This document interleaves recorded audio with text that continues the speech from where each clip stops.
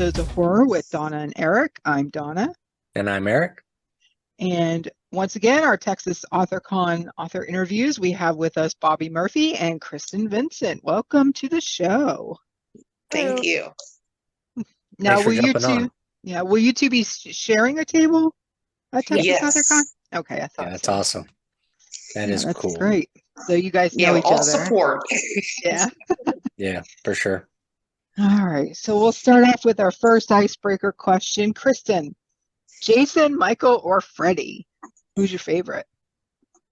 That's a hard one, y'all. I'm gonna have to say it's between Jason and Freddy for sure. hmm Yeah. And you can jump in anytime you want to, Bobbie.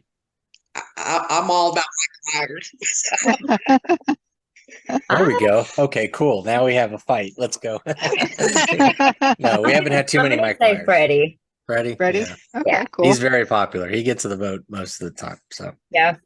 Yeah, poor I Michael. like both of them, but yeah, I'm a big Jason fan. So I go for Jason, but I understand why Freddy's popular. So Yeah. We haven't had very many Michael Myers though, Bobbie, so you're kind of a rarity. But look at Rock Point. The man's a big man. Freddie, Mhm. all he got is his little claws. Yeah, but he's all scarred up. He's like, because I'm Yeah. Team Freddy, so I mean, he's got the best way to get to everybody. So everybody's got to sleep at some point. We can avoid the camp, and we don't have to go to wherever Michael lives. So Haddonfield. Freddie can, Haddonfield. Freddie can get you wherever you are. So Yeah. Oh, that's true, but Michael, I don't know what it is. I'm just a Michael fan. yeah, I get that. Yeah. All right, Bobbie, vampires or werewolves? Oh, you know what? I'm gonna go with vampires because I think they're a little slick. Okay, you go out to nightclub, get a little drink on. They look just like me and you. You're done. Yeah. Yeah, there's no Or- time to wait for the change. Like we said about the Howling. Yeah. The change was so long. We thought, well, why didn't they just leave? Why the werewolf was changed and guys just standing there? You could have just left.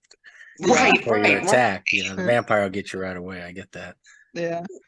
What about you, Kristen? I'm gonna have to say definitely vampire. Well, interesting. Yeah. Most of the So do you people have a favorite style of vampires or a favorite character or story that makes you think that or go with that? Honestly, the underworld. Like I love it. Mhm. I know it's not really like horror or anything, but ever since I started watching it, I was young. I don't remember how old I was, but I loved it, and I'm a huge fan of Kate Beckinsale too. So Yeah, she's great. Yeah, I What always about- was intrigued with the Michael character, the hybrid vampire werewolf Yeah. dude. Mhm. Yeah. That was kind of cool. Definitely. it was interesting how they played that out. Yeah. Yeah. For to go for that and to make that history the way they did for the third movie, I thought it was very interesting. Yeah. And it's a fight, and like you say, it's not really horror, but it is horror. Just like Yeah. all anything you slap a vampire or werewolf in, pretty much is horror. Very tamed. Yeah. Yeah. It's not gory, but it's still fun, and it has some, and it's just not horror enough that my wife would actually watch some of those. So she hates horror, so she won't watch anything. So, but we went and saw the third Underworld for Valentine's Day. So Oh, I wow. convinced her it was a love story, not a whatever. So I was like, oh no, trust me, it's a love story. Oh my gosh, that's hilarious. Bobbie, did you have a favorite horror movie as a kid? It's not a horror movie, but I used to live in California, San Francisco, California, and I still remember going to the theater. I'm going to age myself out of here a little bit, but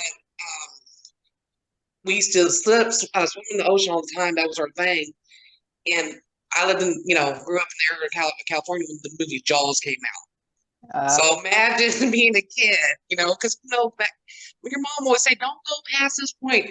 Well, she took us to Jaws, and we never went past that point ever again after that. I mean, And that that is a is, horror movie. Yeah, yeah, it's a horror movie. It's yeah, for 100% a sure. horror movie, especially when you are a kid. So, Mm, yeah, but I still one of my Yes. favorite movies today. I love watching Jaws.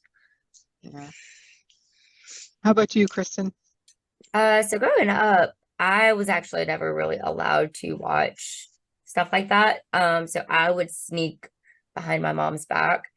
And I remember the first one, I was probably 7 when I seen bits and pieces of The Shining.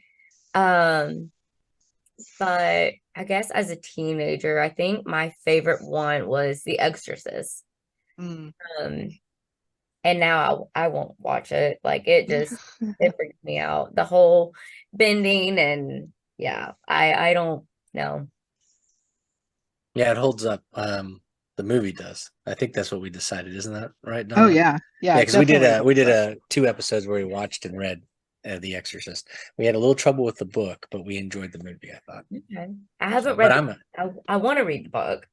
yes, there's a nice Uh, section of medical information in the middle of that book. So, Yeah, okay. but yeah, What I overall think though, it's is still a the very good best, read. Yeah, it's a good read.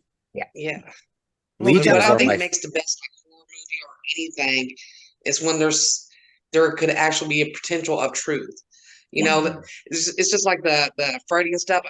They're fun characters to like really like, but like when you got the Exorcist, there's an element of probably truth. Dracula, Jaws, there's that element that it could actually happen that I love about horror movies. Those are my favorite. yeah. Now, would either of you say um, that you have a different favorite horror movie as an adult? Mm. I'm still old school. I still love the old school. Yeah. Like a Chainsaw Massacre or stuff like that.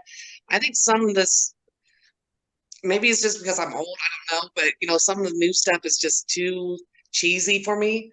But the old school stuff, that's where my heart's Mm, I will yeah. say, like, I enjoy watching a lot of the older stuff from like the 70s and 80s. Some of the new stuff I like. I think that a lot of the newer stuff is very predictable. I'm not a fan of the remakes of the originals. Um, but I will say that probably right now my favorite is the Terrifier movies. yeah, they're fun. I love them, Yeah. both 1 and 2. So yeah, Have you watched All Hallows Eve? I haven't, and I've been trying to find it where I can watch. I was gonna say I think it's on Tubi, but it might have shifted. I think maybe not. I'll hunt it down and tell you where it's at because it shifts every month or so. But yeah, it's a fun movie. It's a different actor playing Art, but it's still it's really cool the way that they did, and the other stories are really fun too. So, Awesome. but yeah, no, the first Terrifier blew me away because I just didn't know what I was. I just sat down and hit play. I didn't really know what it was about, Yeah, And then when it gets into it, and you're just like, what the F? It's like, what is going on here? I did not expect any of this to be. yeah. My husband's best friend actually recommended it to me because I was asking for some horror movies, and he's like, "Oh, well, here you want something that's good and gory," and he's like, "Here, watch this." And I'm like, "Okay, cool." And I'm going in, all teary and smiling, and then of course halfway through the movie, I'm just like jaws like down to the floor. I'm like, "Oh my God, what does he have me watching?" Yeah, yeah, it's a fun one. Yeah. Nice. I still haven't watched those yet. I got to. I Yeah, it's got to come up watch more them. than once now, so you have I to you have know. I'm to. feeling kind of like ashamed of myself. Oh no, it's all right. I haven't seen half of the stuff anybody talks about unless we're talking about old movies. I don't know what's going on. So Yeah. So Bobbie, if somebody came to you and said, "Hey, I'm, new into reading horror," what book would you recommend that they start with? Oh gosh.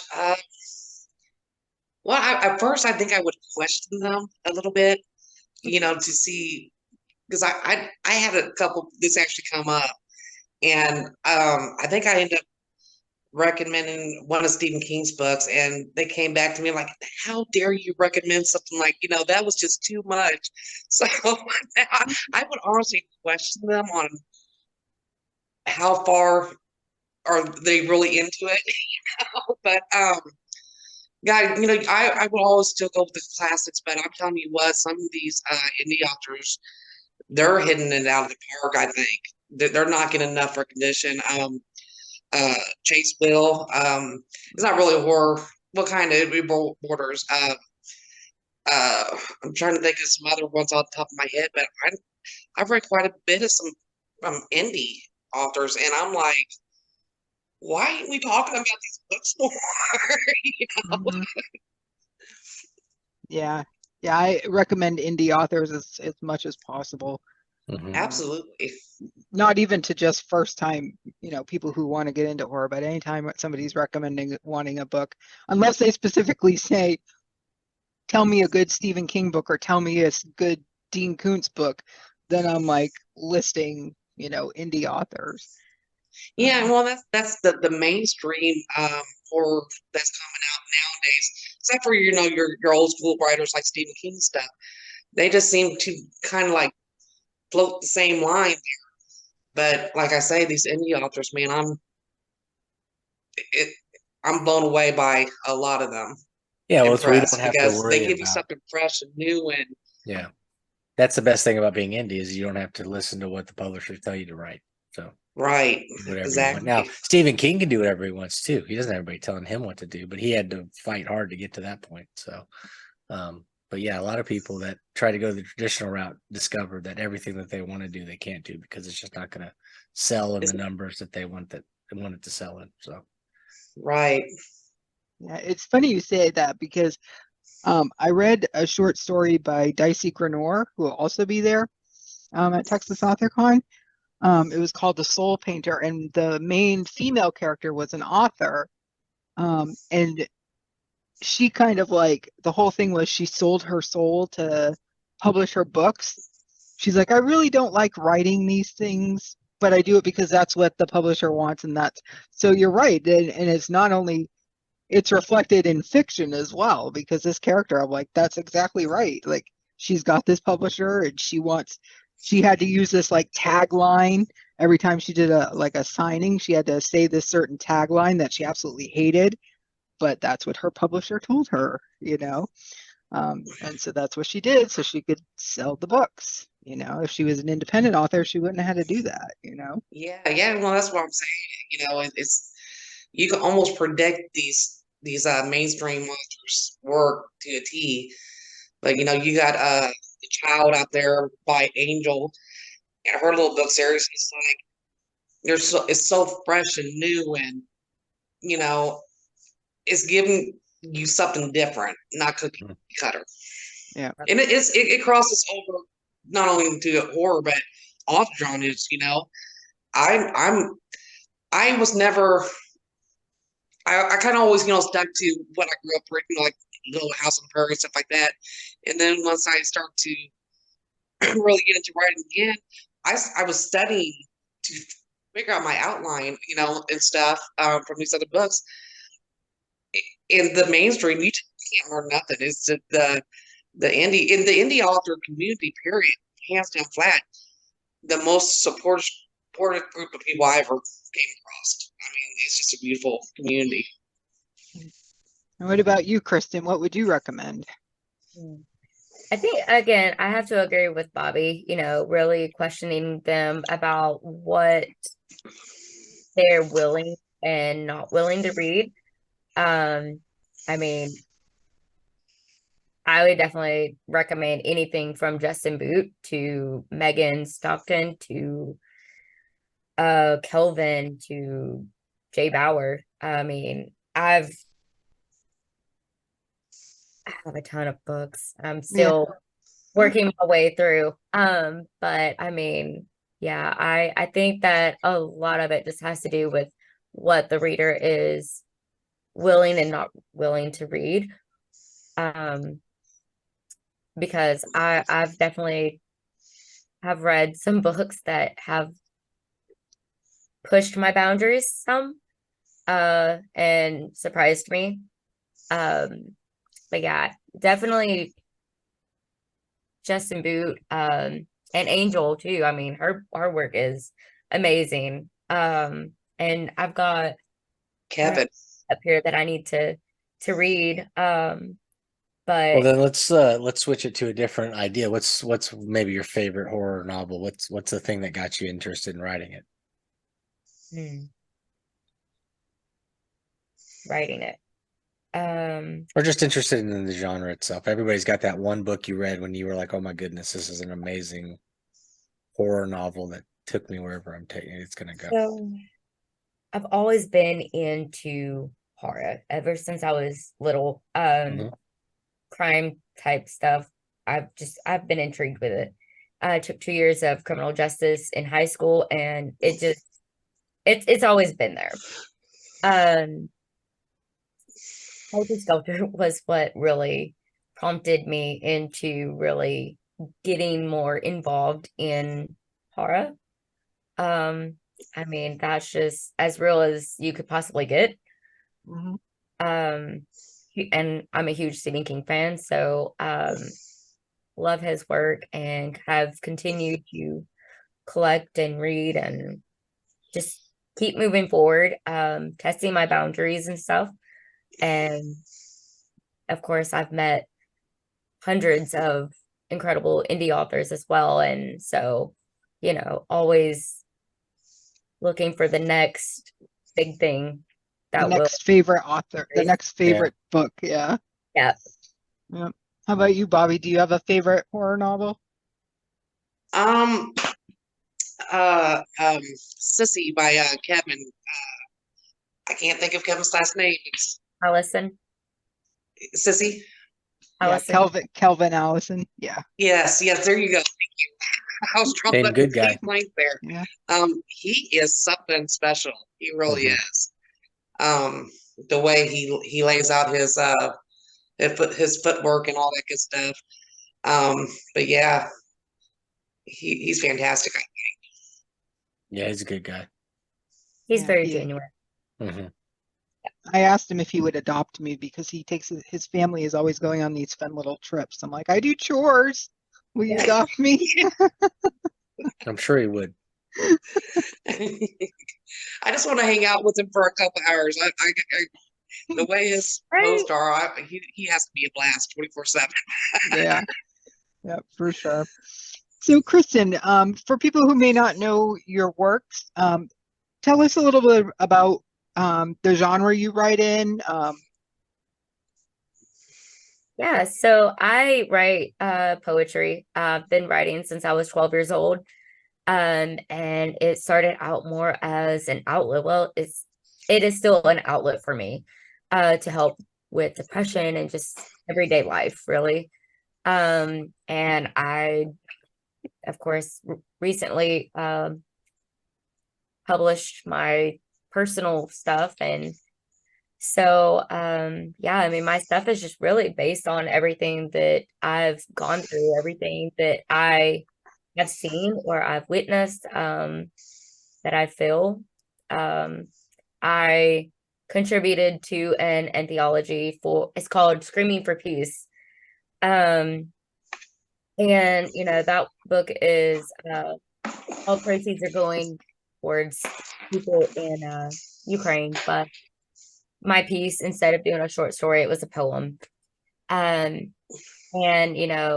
it was based off of like what the people were going through, and I think just me being able to see life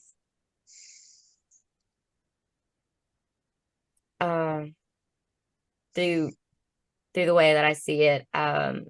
I try to put myself in these people's situations, whether it's like a school shooting that just recently happened in Nashville, or just try to make everything that I write as personal as possible, to where when maybe somebody out there that's going through something can relate to it, maybe that my writing can possibly help them move forward.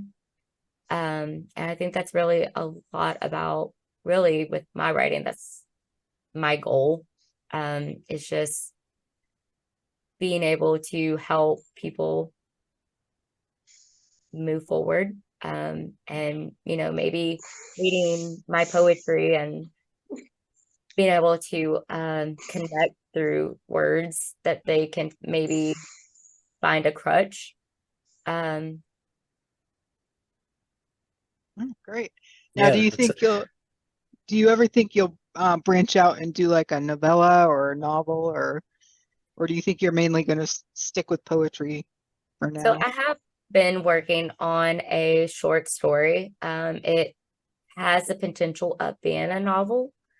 Just, kind of trying to piece everything together, and because I've got a couple different parts to it. It's just I'm trying to get it all together. Yeah, for sure. That's a tough thing to do.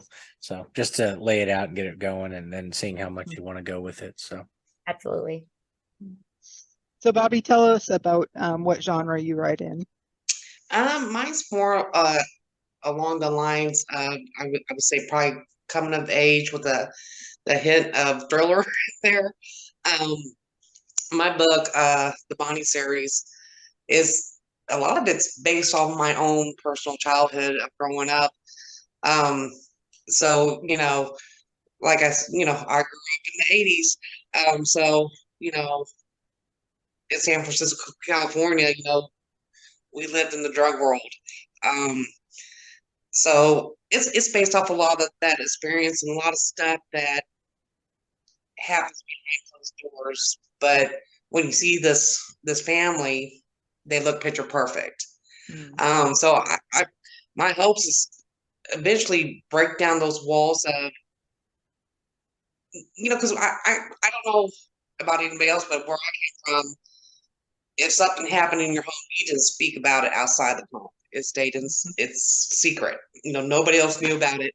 So I want to kind of slash that in half and say, no, if this is going on in your home, speak about it. If it's, something awful and stuff like that. And also I think,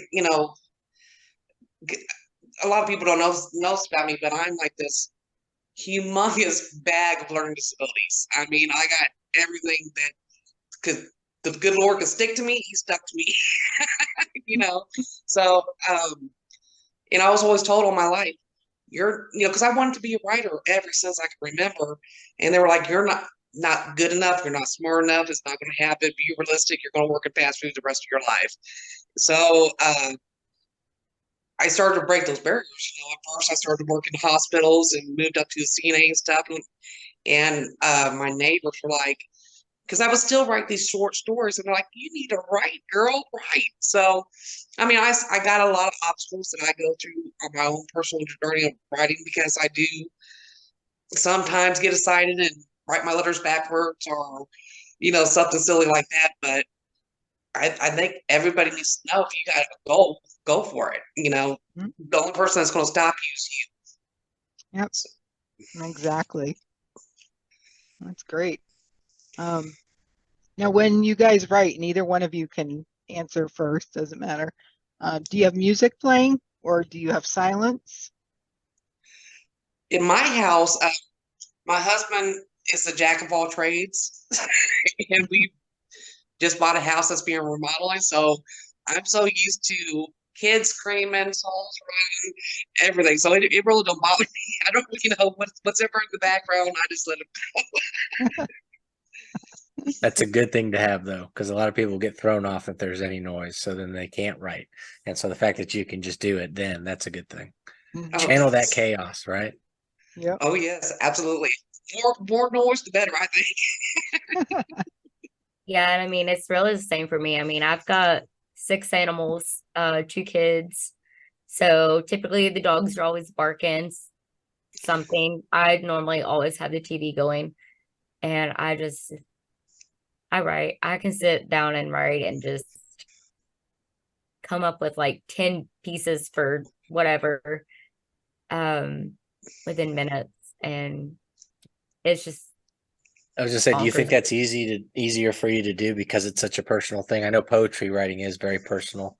I mean, I know there are I some think people out there that don't, that they, I don't know, they're more story based, but most of the ones that I know that are good at it, yeah, it's a very personal thing and they're tapping into something and it doesn't really matter what's going on around them.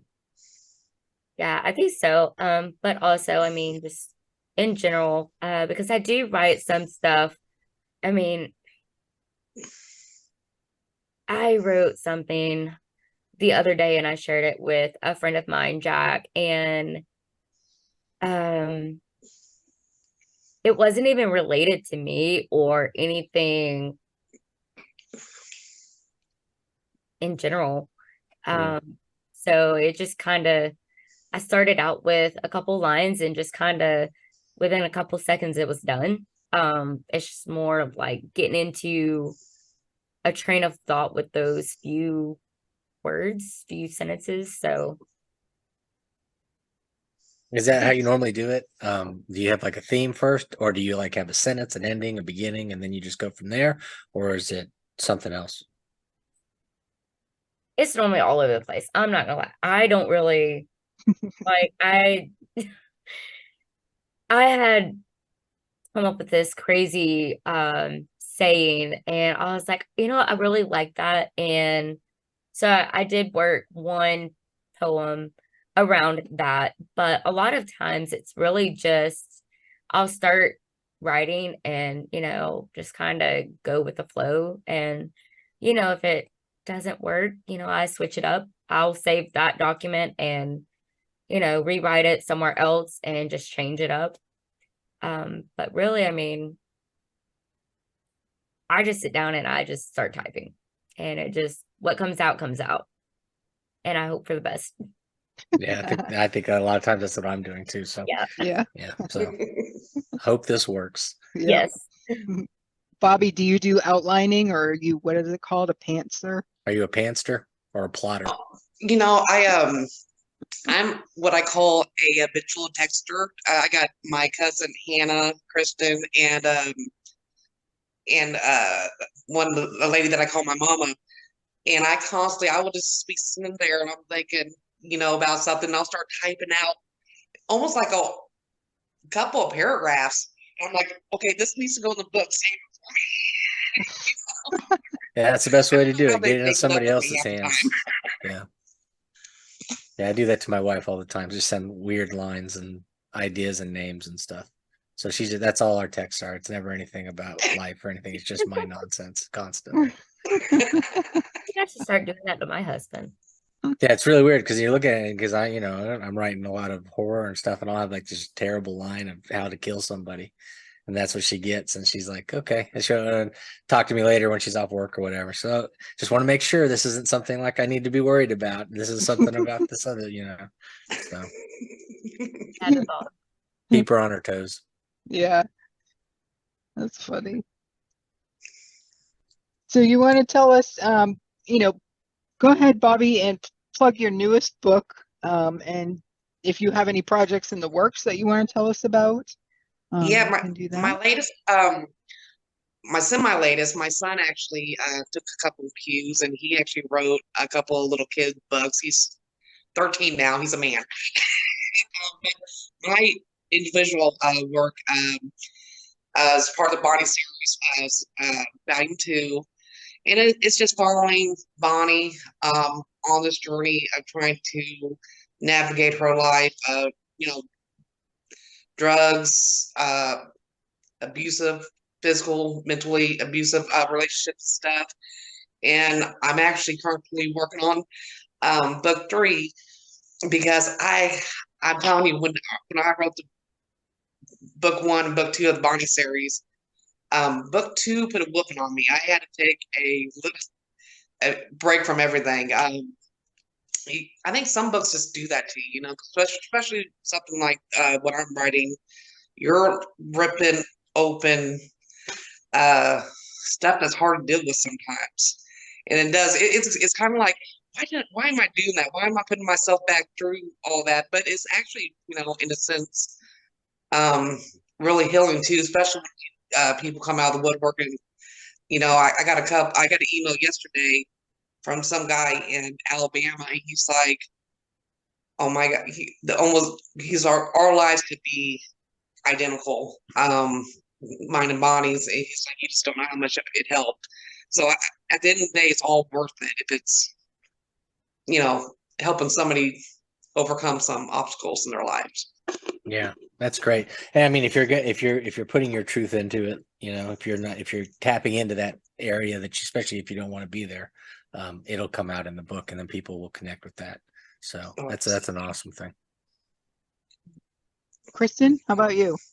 Yeah, so I just released the Kindle version of my second book of Within Her Thoughts, and I'm currently working on the hardback copy because my hardback and my paperback are a little different. My hardback actually has photos that I have either personally taken to go with some of the poems, or I use personal photos from my childhood to go with what I've written.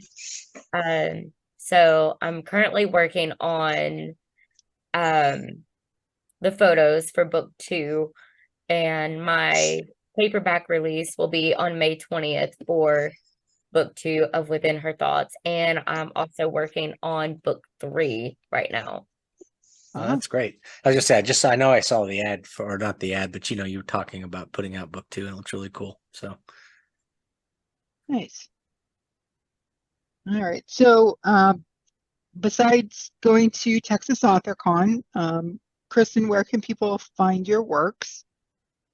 So you can find me on Facebook under Kristen Vincent Author. You can also find me on Instagram as Author K Vincent, I believe. And you can also find me on TikTok as Kristen Vincent. What else? I think Your books are on Amazon, of course. On Amazon, yeah. Do you have a website? I do not have a website right now. I am currently working on getting one put together, and my hopes is that I will have it completed by AuthorCon, Texas AuthorCon. So I'm fingers crossed that that's done. So yeah. All right, Bobbie, how about you? I'm the same. I'm on Amazon, and if you go to because I done told the world that I have a major learning disabilities, so I got Linktree / the Bobbie Murphy. You can actually find a link to my my books and all my social media. okay, great. So we'll one put site, all one those easy for posts me. down there. Yeah, that's Yeah. a good Yeah. way to do it. A Linktree. Linktree are great. Yeah. Just send that over to Eric, and we'll be sure to have that down in the description of the video. Awesome. So great. Well, again, thank you, ladies, for joining us. It's been a pleasure to talk to you. Kristen, I know we interact on Facebook all the time, but we've never actually met or spoken to each other. So this is great, and I'm looking forward to seeing you guys. I know it's going to be fun. Yeah, and this is another. Oh, I'm sorry. Let me say this. This is another thing we're always pushing, that not everybody that's going to be there selling horror. There's going to be a lot of other things there, and this is a good example of it right here. These are come to the table. You're going to find something interesting. We're going to have 3 or 4 people that are very strong poets, and we're going to have the fact that you write the thrillers, Bobbie, and stuff, and that you're writing the true, almost maybe not true totally, but based on some of your experiences and stuff. It's going to have a different vibe, different feel, and it's going to be something that I know is going to connect with people. So I think both of you guys are going to have stuff that are going to make Texas Author Con step away from being a fully horror event, but we are a book event is really what we're trying to push. So, and you guys are going to be very helpful in making sure that people understand that, we're going to have different things, different genres, different opportunities for people to come and find their next favorite author. Yeah, I'm definitely looking forward to it. Yeah, absolutely. Me too. All right. Well, thanks again for joining us. And we will see everybody on the next episode. All right. Thanks for Bye. having us. Thank Yep. you. Take it easy. Bye.